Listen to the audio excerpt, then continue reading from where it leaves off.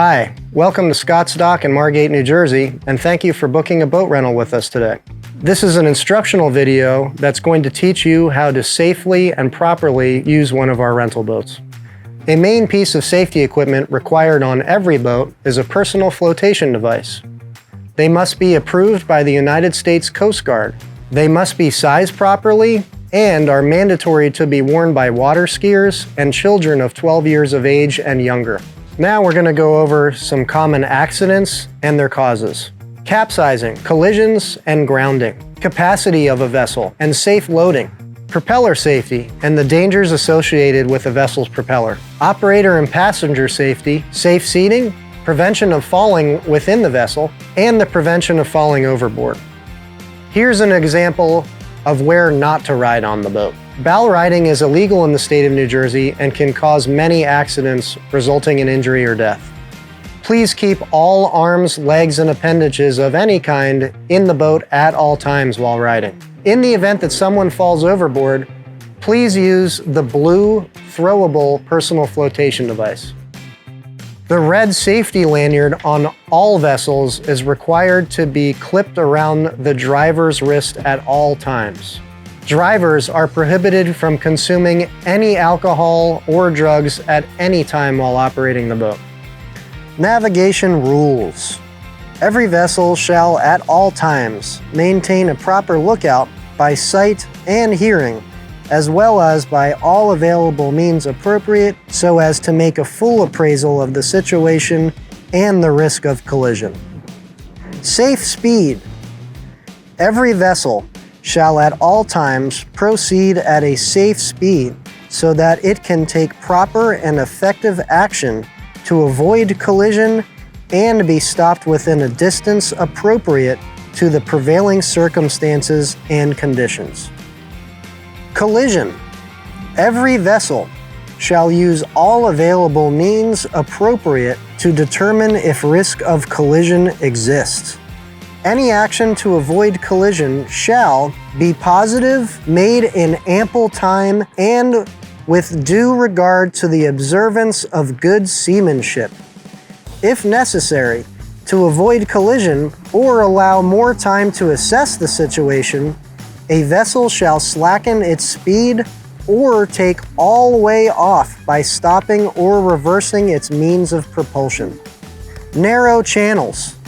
A vessel proceeding along the course of a narrow channel or fairway shall keep as near to the outer limit of the channel or fairway which lies on its starboard or right side as it is safe and practical. Overtaking. When a vessel is in any doubt as to whether she is overtaking another, she shall assume this is the case and act accordingly. Head-on situation. When two power-driven vessels are meeting on a head-on or nearly reciprocal course, each shall alter its course to starboard so that each will pass on the port side of the other. Crossing situation.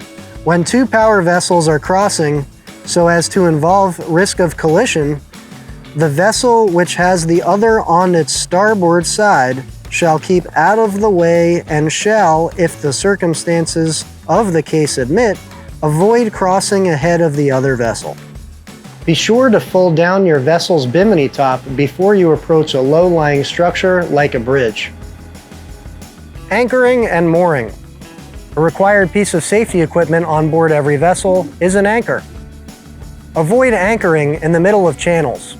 Make sure the anchor is secured properly to the boat before deploying the anchor. Throwing the anchor is not necessary. Dropping it overboard will work just fine. Please use caution at all times when deploying the anchor and pulling it back in. Anchoring must be performed into tide and wind. Please avoid anchoring near bridges or submerged objects at any time. Please be sure to keep an eye on the weather ahead of time, and any questions in regards to it, consult us or check our website out for the local forecast. Please always be sure to refer to our included navigational chart and refer to shallow water zones, wrecks, and no wake situations. In the event that the boat becomes stuck on a sandbar or grounded, you can use the paddle on board after shutting the engine off and trimming it up to push yourself back into deep water. To ensure safe operation of the vessel, it is critical that the operators of the vessel are familiar with all local aids to navigation as well as any local hazards. The vessel should be equipped with all of the proper navigation charts and with all the navigation equipment needed to safely navigate the area of operation. The operator must know how to read the chart and be familiar with symbols on the chart and how they correlate to actual aids of navigation and other structures and hazards that may be encountered. The operator must also be familiar with the operation of the vessel's navigation equipment. In order to assist vessels operators in determining a safe course, aids to navigation have been put in place on the waterways. The aids to navigation mark the channel or deep water where it is safe to travel. In general, these aids to navigation are red or green. Red aids to navigation have an even number. If a red aid is lighted, it will have a red light. If it is unlit, it will have a triangular or cone shape on the top. A green aid to navigation will have an odd number and a green light if lit. If not, it will have a square or can shape top. The phrase "red right return" applies to these aids to navigation. When you are approaching an aid to navigation, you must keep the red aids on the right side or starboard of your vessel when you are returning from the sea. If you are on a vessel that is traveling outbound or headed toward the sea, the opposite, red on the left, will hold true. As you head inbound from the sea, the numbers on the aids increase. Remembering this will help you to determine if you are inbound or outbound. In some areas, it is difficult, if not impossible, to determine if you are inbound or outbound. In these areas, you must consult a navigation chart. Other aids to navigation are used to show safe water, mid-channel markers, anchorages, and bifurcations in channels. When transiting a channel, you should keep your vessel as near to the starboard side of the channel as is safe and practical. Remember that large ships and other vessels must also use the channel. The area known as the mile stretch is strictly a no-wake zone. Be sure while docking the boat that you avoid all pinch points and keep your hands and feet inside the vessel. Any problems, questions, concerns during any point of your trip, please feel free to contact our staff.